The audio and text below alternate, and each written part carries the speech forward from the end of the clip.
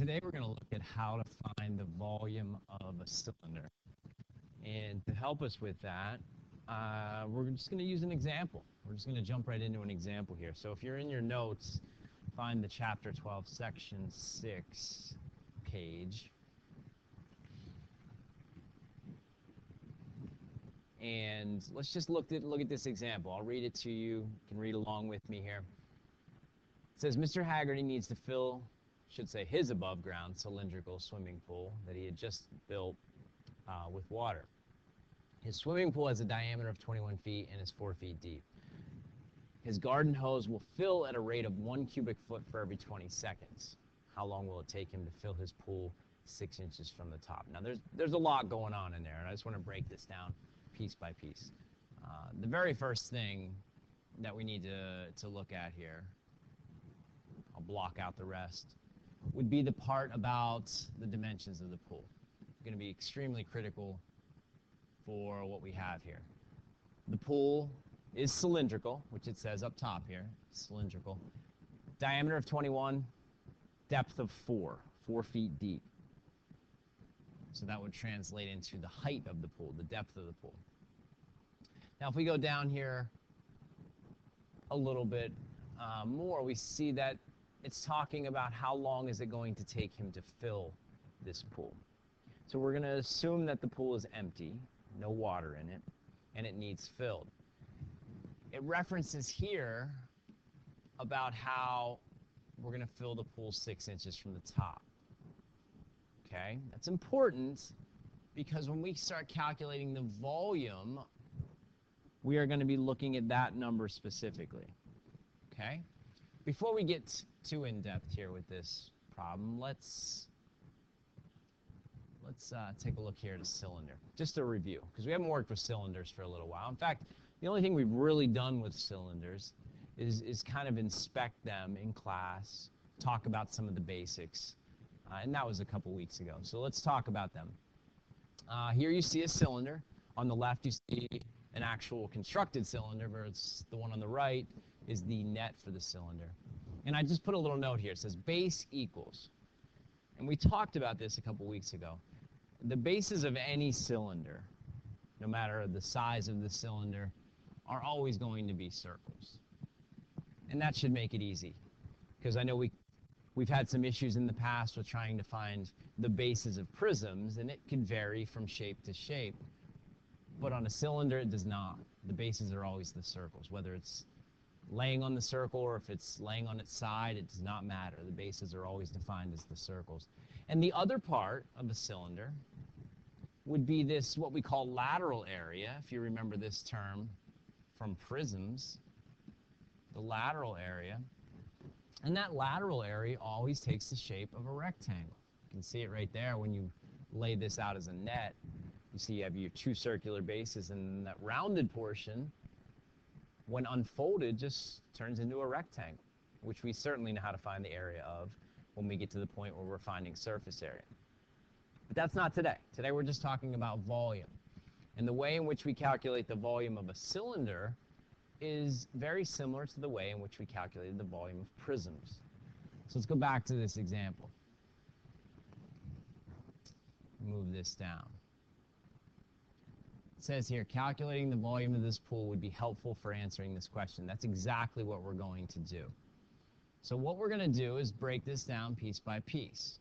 And I'm going to skip over this part that says volume, formula for the volume of the cylinder, because I think we're going to come to that conclusion in a little while. All right? So let's go down to where it asks for the area of the base. Let me just highlight so you know where we are. Area of the base. Well, I just got done saying that the circles are the bases of any cylinder. So what we're looking to find here would be the area of the circular bases. Now the question is, do we remember how to find the area of a circle? It's on your formula sheet. We studied circles a little while ago. Has to do with pi. Okay, the volume, or I'm sorry, the area of a circle, just giving you some time to see if you could recall. should be pi r squared. Take pi times your radius to the second power. So that's what we want to do here with this pool. It did mention up above that the diameter of the pool, if I go back up, highlighted in green here, the diameter of the pool is 21 feet. Well, we know the diameter, then we know the radius. The radius is going to be half of that. So our radius is 10.5 feet.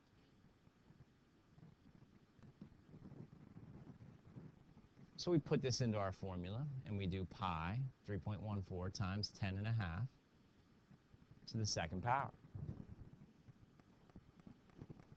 And when you do that, you get a number that's about 346.2 square feet. If we're using 3.14 for pi, which I would recommend, you're going to end up with about 346.2 square feet. So that would be how much the base covers. If you think back to when we were finding the volume of prisms, our formula was to find the area of the base and then take that number and multiply it by the height of the prism. And we went over many, many times that the height of the prism is the distance between the two bases. Well, that's the exact same thing as what we're doing right now. With cylinders, it's the same thing. The height of a cylinder is the distance between the circles. Well, when we translate that into this pool problem, the height of the cylinder would be the same as the depth of the pool. Okay, that little blue line that I drew right there.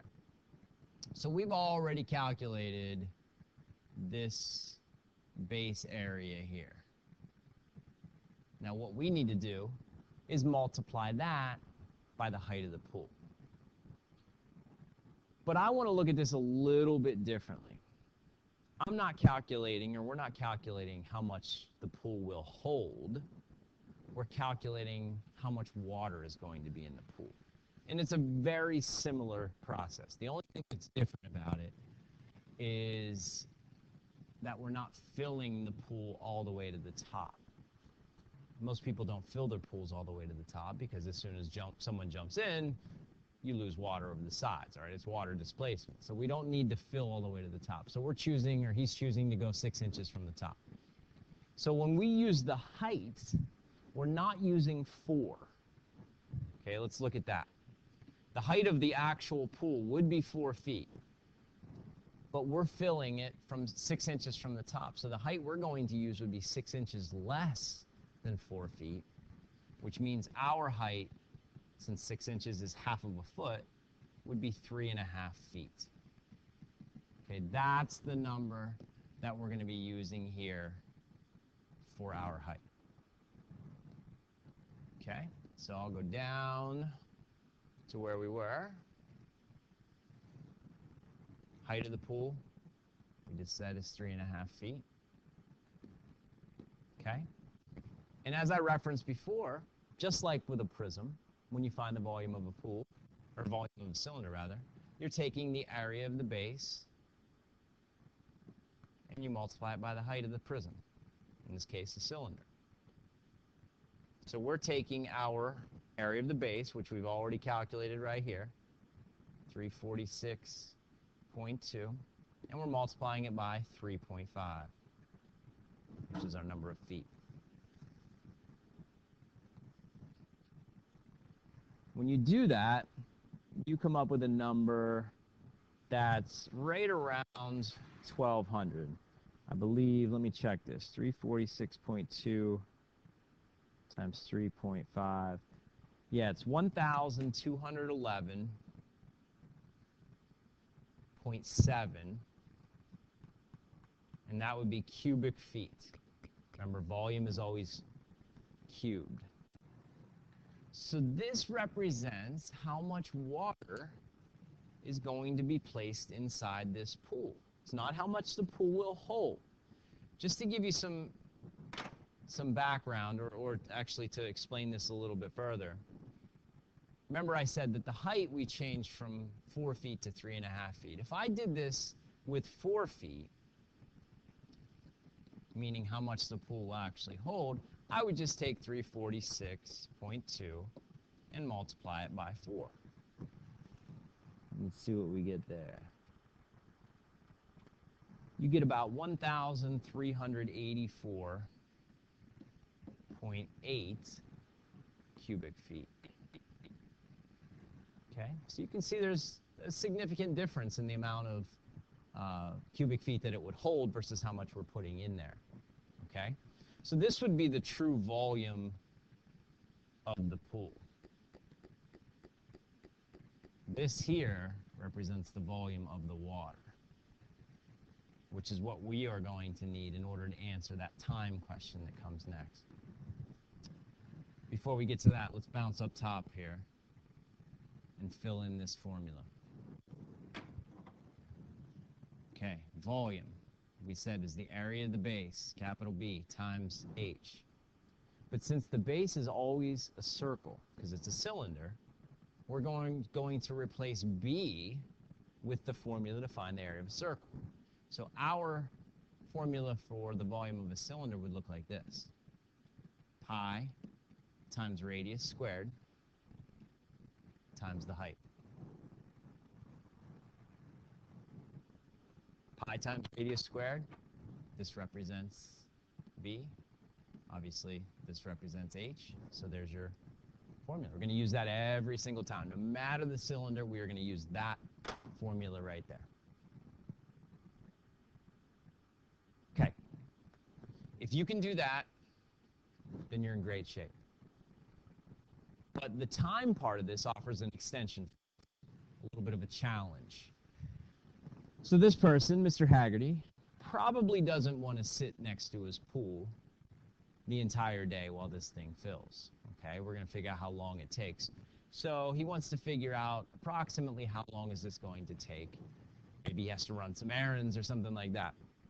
So he tests out his garden hose, which he's going to fill up the pool with, and he finds out that it's filling at a rate of 1 cubic foot for every 20 seconds. So 1 cubic foot in 20 seconds. I would rather work with minutes here. So if we make this conversion, 20 seconds into 1 minute. So if it's 1 cubic foot in 20 seconds, think about how many seconds are in a minute, that would equal 3 cubic feet per minute. We've done proportional reasoning. That should make sense to you. 20 seconds times 3 is 1 minute. 1 cubic foot times 3 is 3 cubic feet. So for every minute that passes, he's going to fill up the pool by 3 cubic feet. All right, so let's bring our number down here. Remember, we're using this number. So 1,211.7 cubic feet. If we divide that up into 3 cubic foot increments, that's going to tell us how long it's going to take. And since this is 3 cubic feet for every minute, it's going to tell us how many minutes this would take. So let's do a quick division here. 1,211.7 divided by 3. And that comes out to be 403.9. And like we said, that's minutes. A lot of minutes.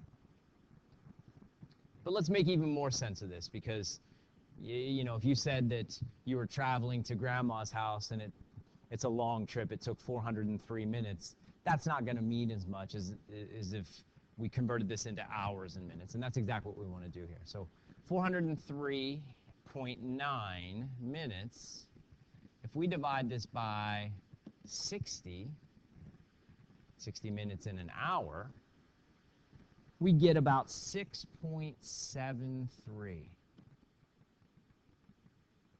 And that would be hours.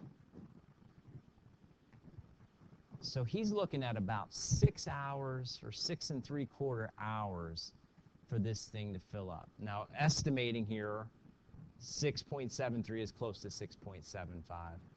3/4 of an hour would be 45 minutes. So we're looking at roughly 6 hours and 45 minutes for this pool to fill. So it's obvious that he does not need to sit right next to the pool while this thing is filling up, because it's going to take quite some time in order to do so. Okay? So that's how we could apply this concept of volume. We could find it, and then we could convert it into time based on the data that we have in this problem. Okay? So the takeaway from this is that anytime you see a cylinder and we ask you to find its volume, we're going to go back to this formula right here, which is the same concept as with prisms. It's just now, instead of using maybe length times width times height for rectangular prisms, now we're going to do pi r squared times height. Okay? Hopefully that made sense. We're going to practice this a little bit more in class. All right, guys. Have a good day.